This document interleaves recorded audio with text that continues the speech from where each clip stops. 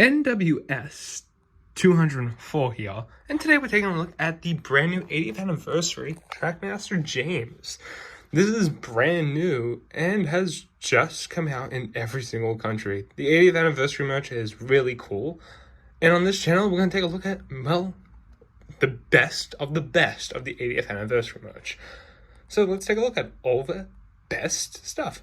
By starting with James. Taking a look at the Trackmaster James. Now just separately, because you can get obviously James separate without the white running board, which is an amazing obviously design choice.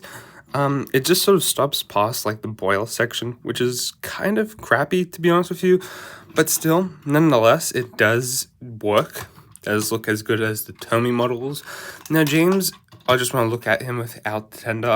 Does feel very sort of squashed. Very misproportionate. I wish it was like a little small. Oh, that makes sense.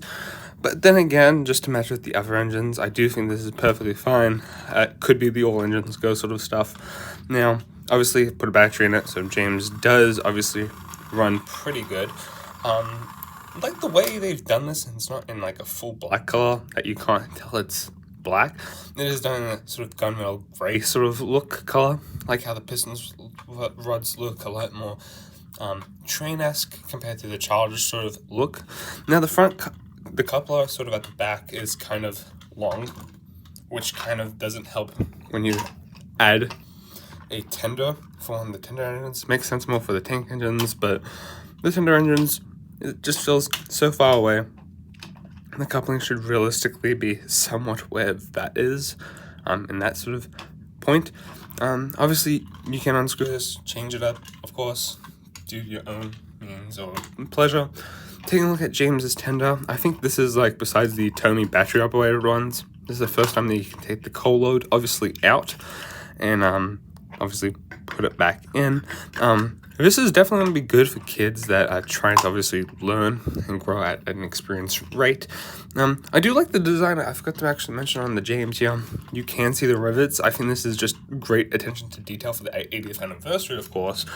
But just in general. Now, James is pretty cool. And if you were to buy James standardly alone, just by himself, he won't come with the right running board, but everything else would be pretty much the same.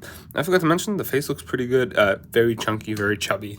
Not what actually James does actually look like in the show, but a decent model. It could be the all engines go sort of stuff. I don't think they reused the all engines go Trackmaster James. Don't even own any Trackmaster Jameses or Tomy James, but I've got to say, pretty good. Taking a look at the milk tanker though. Kind of a disappointment in many different ways, depending on what they would have done. If they put a face in this guy, I would have said this is a bit of a disappointment. They didn't really need to have Tidmouth on it, but it is missing Tidmouth, and if it is a Greatest Moments pack, why wasn't this like an black one, an oil van, instead of a tanker? I don't know. It would have been just cool to just color this in black, but nonetheless, it is really cool to have obviously this paired up.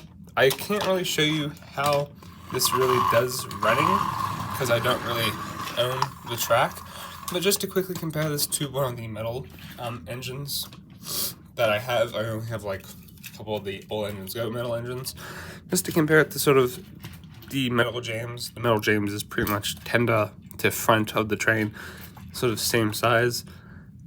Really cool. I really like the new actual metal engines, which I hope to get a couple of those. But this was our review of our Trackmaster 80th anniversary James. Let me know your thoughts about this in the comments. Thank you guys for watching today's video. Peace out, guys.